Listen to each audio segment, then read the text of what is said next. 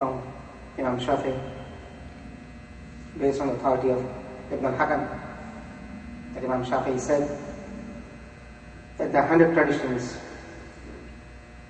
proved to be accurate from ibnMasoodibnAbbas regarding Tafseer. Out of thousands of narrations that have come from ibnMasoodibnAbbas.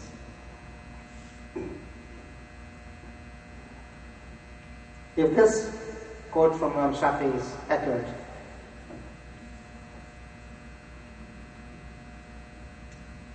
then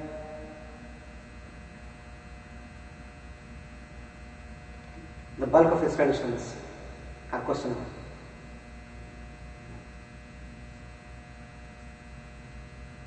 Out of thousands of traditions, only 100? It's hard to believe and hard to imagine. But that is ibnMasoodibnAbbas. As this issue came up, there were people who took advantage of things and may have, made their own pronouncements as the pronouncements of ibnMasood. Maybe I say something, but I say ibnMasood said it. This could have happened. I'm not saying, it did not happen. What were the reasons for it?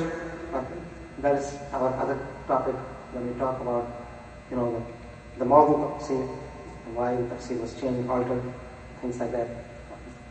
But yes, that occurred. To what extent? Only Allah knows. And this was ibnMasood. A man from the Prophet's family, who acquired knowledge from the Prophet and Ali, and who led his whole life in service of Quran. The second person I'm going to discuss this study, and then at the end we'll see what we can do next week. Second is Masood. Masood was from Banu Hudayr, a tribe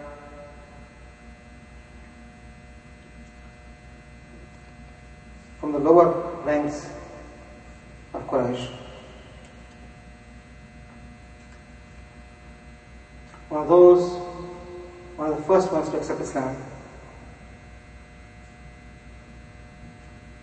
As a quote from him is that I was the sixth Muslim.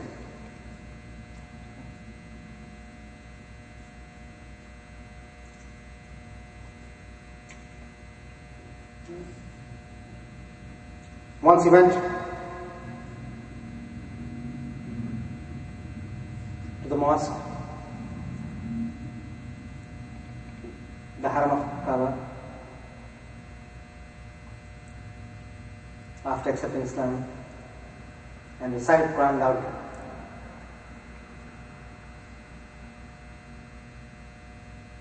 They surrounded him and beat him almost to death. And there was no one to save him. The Prophet ﷺ got him and took care of him. He was one who would be in the company of the Prophet ﷺ always. He was one who would bring the water for the Prophet so that he would make wudu. Would take care of the shoe of the Prophet.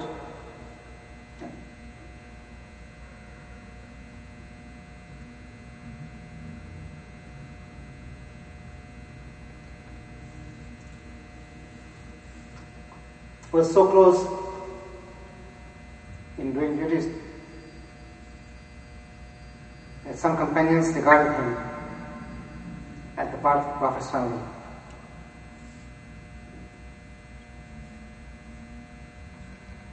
Abu Musa Ash'ari says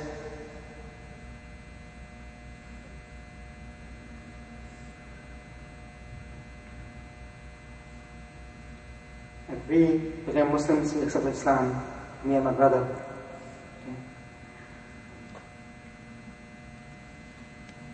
And we always considered Abdullah ibn Masood and his mother to be the Prophet's son.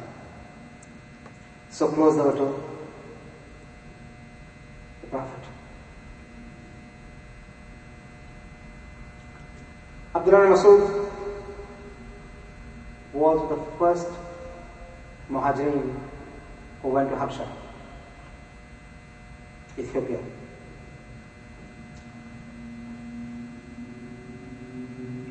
Then he came back and migrated to Medina. He was present in all battles the Prophet fought.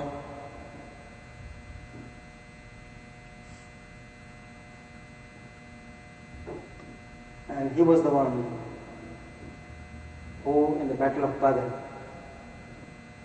killed Abu Jahl.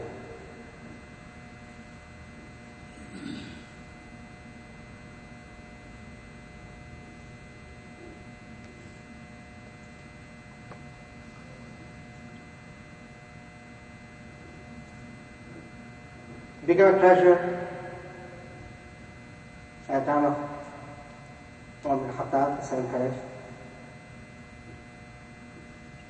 He had some differences regarding Quran's compilation as it was going on at the time of the third caliph, and had to suffer some loss regarding that. And he died in year 32 after Hijrah. He was the one who had memorized Quran, and the Prophet would always love to listen to Quran from him. The Prophet would say, "Oh, ibn Masood, recite this surah," and ibn Masood would recite the surah. Once the Prophet said, "Ibn Masood, recite Surah Nisa." Surah Nisa is a long surah. Abdullah asked the Prophet, "Prophet, the Quran has been revealed to you. I need to recite to you." The Prophet said, "Yes, I'd like to hear it from others." He says that when I reached the verse, فَكَيْفَ إِذَا جَئْنَا مِنْ كُلِّ أُمَّةٍ بِشَهِيدٍ وَجِئْنَا بِكَ هَؤُلَاءِ شَهِيدًا. What a day it would be when we would bring every ummah with its witness, and you will be witness for all of them.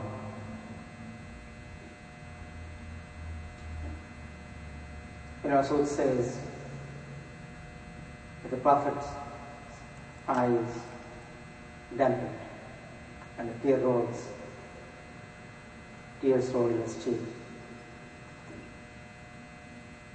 Do you realize what a great responsibility that is? And for every ummah there is a witness.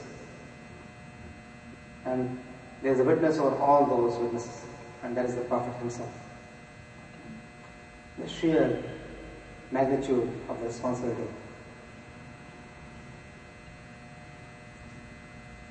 Now the Prophet, he said,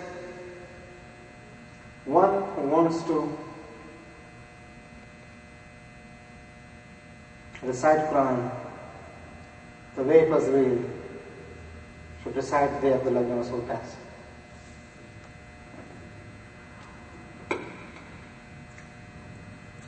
Times change, of course,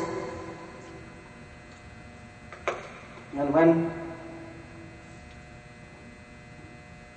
in making the Codex of Quran, Zayd bin Thabit was given prominence over Abdullah ibn Masood. He didn't like it. And his comment is very pinching. He said, "I have been kept away from Quran